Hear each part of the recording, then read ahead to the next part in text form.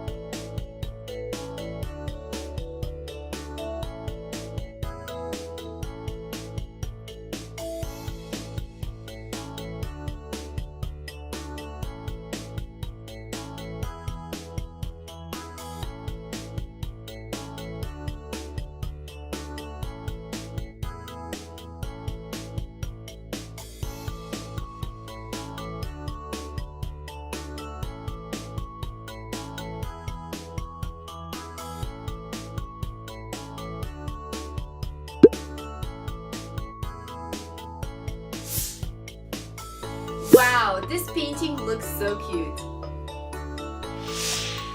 I hope you enjoyed spending time with us. I want all you little ones to become young artists using these drawing techniques. Stay tuned with us and do not forget to subscribe to our channel and like our video. Bye bye.